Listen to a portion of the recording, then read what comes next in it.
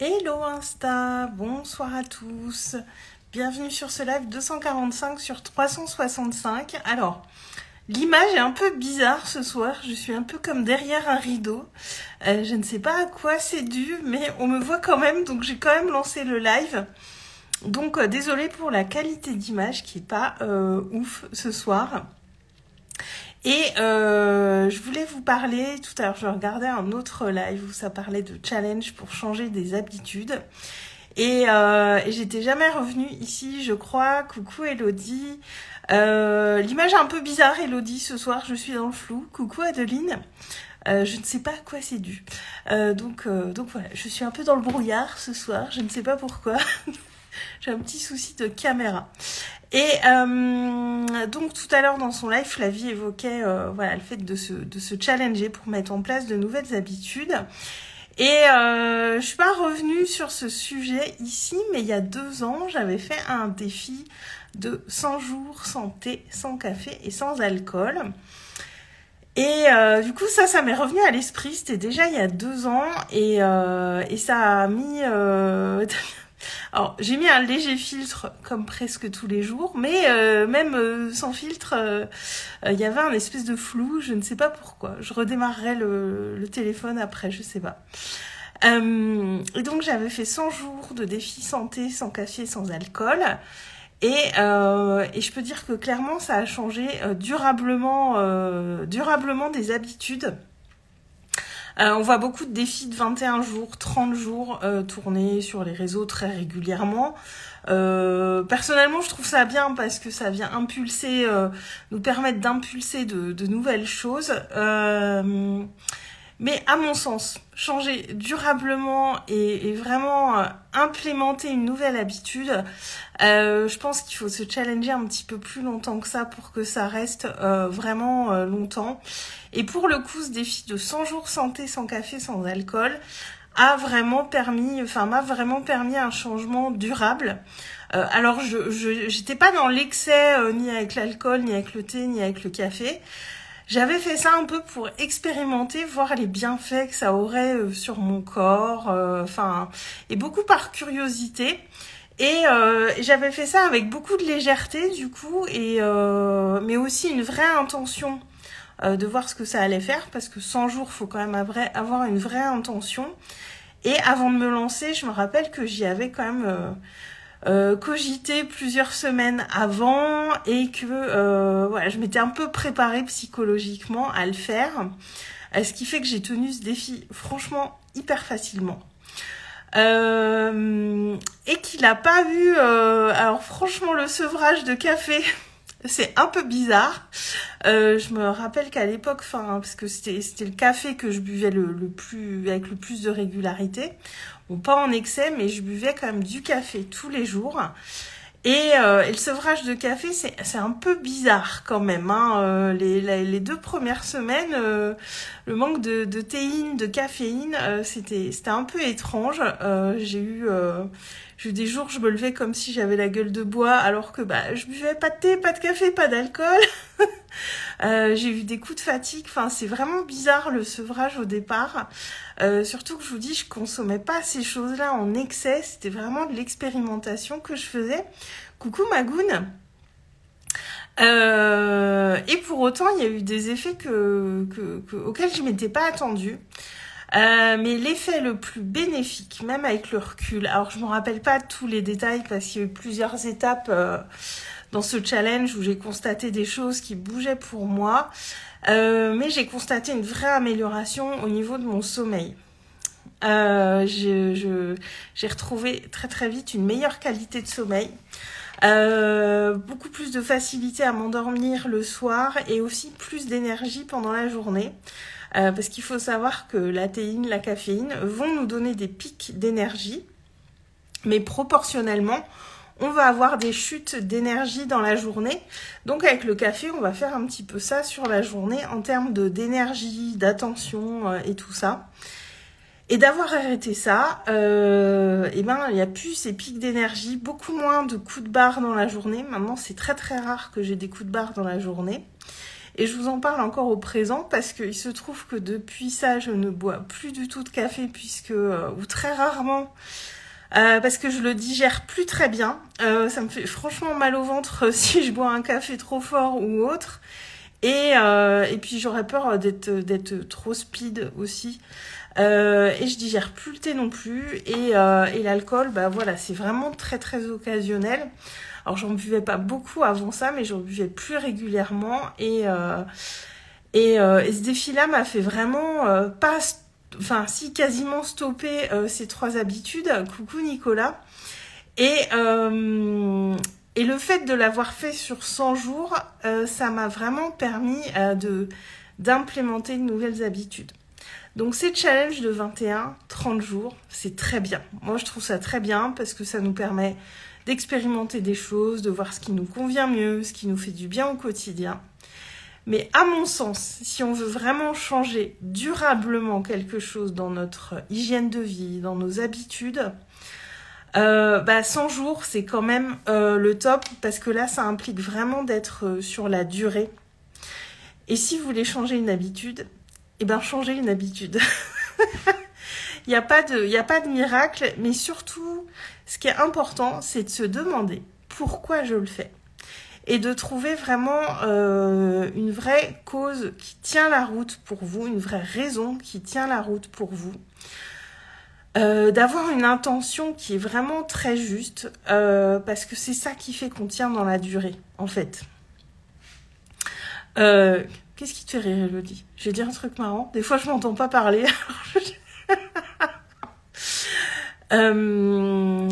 Quand j'ai dit si vous voulez changer d'habitude, changer une habitude, bah ouais, c'est un peu bête et méchant, mais c'est ça en fait. Mais on n'y arrive que quand on a une bonne raison de le faire.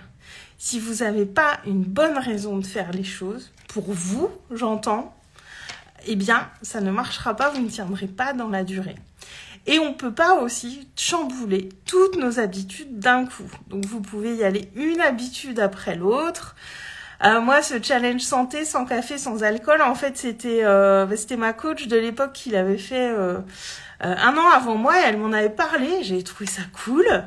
Et du coup, j'avais pris le temps de me préparer psychologiquement. J'avais fixé une date de début du challenge. Et je m'y suis tenue du coup hyper facilement parce que j'avais pris le temps d'y réfléchir, j'avais pris le temps de mettre du sens dessus. C'était pas quelque chose qui me semblait trop compliqué pour moi, c'était vraiment un truc qui me parlait. Et du coup, je l'ai fait assez facilement et parce que aussi j'avais une intention qui était juste de faire du bien à mon corps, d'expérimenter ce que ça allait me faire et d'être j'étais un peu dans cette curiosité en fait de ce que ça allait donner. Elodie, tu t'es challengée avec 3 boissons en même temps. Ouais, et surtout que au début je me suis dit mais je remplace par quoi en fait parce que après moi je suis pas quelqu'un, je bois pas beaucoup de jus de fruits, je bois pas de soda, j'aime pas trop tous ces trucs là, donc du coup c'est surtout j'ai plus de ça varie plus au niveau des boissons chaudes quoi, et du coup je bois beaucoup d'infusions, je bois de la chicorée pour remplacer le café comme les vieux. Ça a eu quel effet de tout arrêter? Sur mon sommeil, vraiment une meilleure qualité de sommeil et depuis ça, comme je bois plus de thé, plus de café, je m'endors très très vite le soir, alors qu'avant j'avais tendance à tourner un petit peu dans le lit. Là, je fais partie de ces gens qui posent la tête et qui s'endorment au bout de 3 minutes. Elle a attaqué la drogue. Non, j'ai pas remplacé par la drogue. J'ai remplacé le café par de la cocaïne. Non. Faut savoir qu'on est beaucoup plus... On a l'impression que le café nous met en forme. Alors oui, on a un shoot d'énergie quand on boit du café. Mais c'est un leurre. On a beaucoup plus d'énergie sur la journée. On est beaucoup plus stable en termes d'énergie quand on ne prend pas de caféine ou de théine ou de cocaïne aussi, sans doute. Je vais commencer à dire des conneries. Qu'est-ce que j'ai vu d'autre? Alors le sevrage, au début, il y a des moments vraiment pas très agréables. J'ai eu des sensations de gueule de bois. Il y a un moment, j'ai eu beaucoup de boutons je pense qu'à un moment, c'était vraiment l'effet... ouais, l'effet détox, parce que j'avais une peau, au bout de 2-3 semaines, en mode adolescente, quoi. Mais voilà, c'est surtout ça en fait, sur le sommeil et le niveau d'énergie pendant la journée. Puis maintenant, ça fait 2 ans, donc je vous cache pas que je me rappelle plus tout. J'en avais un peu parlé, j'avais fait des lives sur Facebook sur le sujet à l'époque. Faudrait que je les retrouve, je pourrais peut-être les mettre sur YouTube, ça pourrait être intéressant. Mais en tout cas, 100 jours, vous voyez, ça fait 2 ans que j'ai fait ce challenge parce que je l'avais commencé pour mon anniversaire, donc j'ai une date précise. Il y a 2 ans, j'étais en plein dedans. Ça faisait 1 mois que j'étais dedans. Et vous voyez, il y a des habitudes que vraiment j'ai pas repris. Et puis j'ai pas bu d'alcool pendant un moment parce que dès que je buvais 2 gorgées d'alcool, wouhou. Donc maintenant, c'est ce que je disais l'autre soir pendant mon live. Je bois peu d'alcool parce que du coup, je tiens plus trop l'alcool. Et puis j'en ai plus forcément envie, même en soirée, je vais m'arrêter très vite de boire parce que voilà, j'ai envie d'être en forme le lendemain. En fait, ça a vraiment changé pas mal de choses.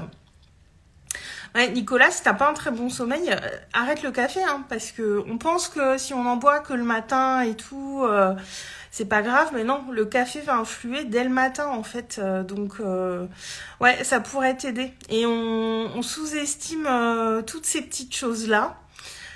Moi, j'ai accompagné plein de gens sur les problèmes de sommeil, et quand je leur parlais du café, ils voyaient pas de problème à boire du café en fait. Et c'est tellement dans notre culture de boire du café, parce que puis moi j'adore le goût du café et tout ça, c'est vraiment des habitudes qu'on a qui sont bien ancrées même culturellement.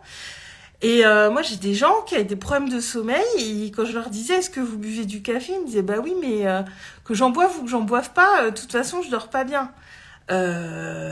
Ok, mais commencez par arrêter durablement le café, voir si ça a un effet, parce que c'est pareil, on voit pas les effets de tout ça au bout de 24 heures. Il faut aussi que ça s'inscrive un petit peu dans la durée. Alors je dis pas qu'il faut tester pendant 6 mois ou quoi, mais tester au moins 1 semaine ou 2, voir s'il y a un effet. Et moi, il y a des effets que j'ai constatés au bout de 3, 4, 5 semaines. Donc voilà, faut aussi faire des choses qui s'inscrivent un petit peu dans le temps pour voir des changements au niveau de notre corps et au niveau des effets que ça a sur nous. Alors David, bien dormir, c'est la base pour assurer une journée. Oh que oui, le sommeil, c'est la base de tellement de choses. On a l'esprit beaucoup plus clair quand on dort bien, notre corps fonctionne mieux. La liste serait longue, on est de meilleure humeur. Ça marche pour... le sommeil, oui, c'est vraiment la base, quoi. Alors, Elodie, pareil, quand je bois un peu trop d'alcool, ma nuit est affreuse. Ah bah oui, mais moi, quand je bois trop, maintenant, je dors super mal, c'est horrible. Alors, Nicolas, tu peux être plusieurs jours sans en boire et pourtant mon sommeil s'améliore pas. Après, ça dépend qu'est-ce que tu dis plusieurs jours. Si c'est 2-3 jours, à mon sens, c'est peut-être pas assez pour voir un effet sur ton sommeil. Essaye sur au moins 2-3 semaines, je dirais. Puis après, le sommeil peut avoir beaucoup de choses. Le sommeil, c'est... moi, j'ai accompagné plein de gens sur le sommeil. C'est vraiment du cas par cas. Faut étudier ses habitudes. Là, on peut pas traiter le sommeil comme ça en faisant des généralités pour tout le monde parce qu'il y a beaucoup de choses à aller explorer pour le sommeil. Donc, mais en tout cas, si tu penses que ça peut être le café, essaye de pas boire de café pendant plusieurs semaines pour voir. Et après, ça peut être plein d'autres choses. Le sommeil, c'est un truc très vaste, mais moi, je pense que n'importe qui peut retrouver un bon sommeil. Moi, j'ai eu des gens qui dormaient très très mal depuis des décennies et on y est arrivé. Donc voilà, le sommeil, ça peut être aussi l'alliance de plusieurs choses. Donc voilà, mais c'est un vaste sujet, le sommeil. Donc voilà, c'est plein de choses à explorer. Alors David, pour bien dormir, il faut sécréter beaucoup de sérotonine, exact, par le sport, la lumière, etc., qui sera en soi convertie en mélatonine, l'hormone du sommeil. Voilà l'explication physiologique par David, c'est très juste. Et moi, pour le sommeil, je vais explorer les habitudes des gens, le rythme des gens. Enfin, c'est là, j'ai pas tout en tête. Et puis, j'accompagne plus trop sur cette partie-là, mais voir à quand ça remonte, s'il y a des réveils nocturnes, est-ce qu'il y a de l'insomnie, est-ce que c'est une difficulté à s'endormir ou est-ce que c'est un réveil au plein milieu de la nuit. Enfin, il y a plein de types d'insomnie différentes en plus. Donc c'est un vrai sujet le sommeil. Hein. C'est pas un truc, c'est pas un petit truc. Et si vous dormez mal, occupez-vous de votre sommeil. C'est vraiment une base importante. Et ça change la vie quand on dort bien réellement. Enfin, moi j'ai vu des gens qui étaient dans une grande détresse, vraiment, à force de problèmes de sommeil. Et c'est terrible, hein, quelqu'un qui dort pas, c'est vraiment terrible. Hein. Moi, j'ai vu des gens qui étaient vraiment en grande détresse parce que ça impacte tout dans la vie, ça impacte l'entourage, ça impacte le corps aussi. Enfin, j'avais une mauvaise connexion. Je suis revenue. Donc voilà pour les changements d'habitude, ce que je voulais vous partager, parce que voilà ce qu'a dit Flavie tout à l'heure, ça m'a inspirée. Son challenge qu'on fait actuellement de poser des intentions pour sa journée le matin, c'est top. Et moi, j'essaierai de continuer après, parce que je vous dis, c'est vraiment sur la durée qu'on change véritablement des habitudes pour nous. Et c'est cool. Ah, ça y est, je suis revenue. Et ça demande surtout de se demander, de se poser la question, pourquoi je fais ça ? Si c'est pour faire comme le copain d'à côté ou autre, ça va être compliqué de tenir. Il faut avoir une vraie bonne raison intrinsèque de faire les choses. Donc voilà. Toi, Nicolas, tu te réveilles 4-5 fois par nuit, voire plus. Ouais, après, il faut voir. Là, comme ça, concrètement, Nicolas, je suis plus là. Ah, ça y est.